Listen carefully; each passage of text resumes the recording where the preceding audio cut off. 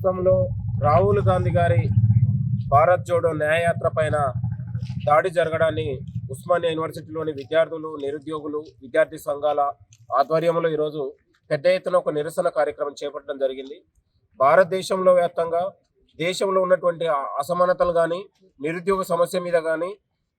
కుల వ్యవస్థ మీద కానీ అనేక సమస్యల మీద మోదీ వచ్చిన తర్వాత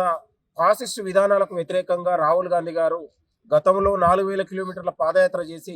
ఒక ఆదర్శమైన ఒక స్ఫూర్తిదాయకంగా నిలిచినటువంటి సందర్భంలో మళ్ళీ ఉన్నటువంటి దేశంలో నిరుద్యోగ సమస్య మీద ఒక న్యాయయాత్ర చేస్తున్న సందర్భంలో అస్సాంలో బీజేపీ, ఆర్ఎస్ఎస్ మతతత్వ శక్తులు కలిసి బస్సు పైన రాహుల్ గాంధీ యాత్రలో ఒక దాడికి ప్రయత్నించడం చాలా సిగ్గుపడతా ఉన్నాం. తెలంగాణలో ఒక ప్రాచీనమైనటువంటి చారిత్రకమైనటువంటి ఉస్మానియా యూనివర్సిటీ వేదికగా ఇవాళ బీజేపీ, ఆర్ఎస్ఎస్ మతతత్వ శక్తులు ఏదైతుందో దేశవ్యాప్తంగా మాట్లాడే హక్కు లేకుండా, ప్రజాస్వామ్య హక్కు లేకుండా,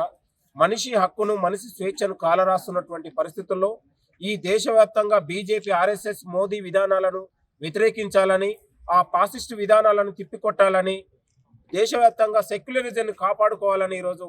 మన సేవ్ డెమోక్రసీ అని ఈరోజు యూనివర్సిటీలో ఒక నిరసన కార్యక్రమం చేపట్టే ఉన్నాం. భవిష్యత్తులో కూడా రాహుల్ గాంధీ న్యాయయాత్ర పైన ఎలాంటి దాడులు జరిగినా ఎట్టి పరిస్థితుల్లో మేము ఊరుకోము, తిప్పికొడతామని కూడా ఈ సందర్భంగా హెచ్చరిస్తా ఉన్నాం. రాహుల్ గాంధీ యాత్రకు భారతదేశం ఉన్నటువంటి ప్రజలతో పాటు న్యాయ వ్యవస్థలు కూడా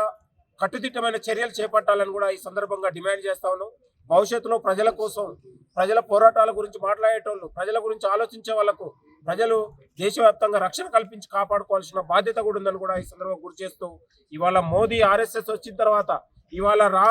అయోధ్య రామయ్య పేరుతోని, లేకపోతే ఆర్ఎస్ఎస్ ల పేరుతోని, ఇవాళ మతం పేరుతోని, ఓట్ల పేరుతో మళ్ళొక్కసారి మోదీ గద్దెనెక్కాలని ఒక కుట్ర చేస్తా ఉన్నాడు. ఆ కుట్రలోనే భాగంగా ఇవాళ అయోధ్య రామయ్య ఓపెనింగ్ కూడా సాక్షాత్ మోదీ వెళ్ళి ఆ టెంపుల్లో ఒక భారతదేశ ప్రధాని వెళ్ళి ఒక పూజారులు చేయాల్సిన పనిని ఇవాళ మోదీనే చేస్తూ దేశవ్యాప్తంగా ఉన్నటువంటి అందరికీ ఒక హిందూ అనే ఒక మతాన్ని రగిలించి మళ్ళా హిందూ పేరు మీద ఓట్లాడుకొని మళ్ళా గద్దెనెక్కాలని కుట్రలు చేస్తా ఉన్నారు. కాబట్టి దేశవ్యాప్తంగా చదువుకున్న విద్యార్థులు, నిరుద్యోగులు,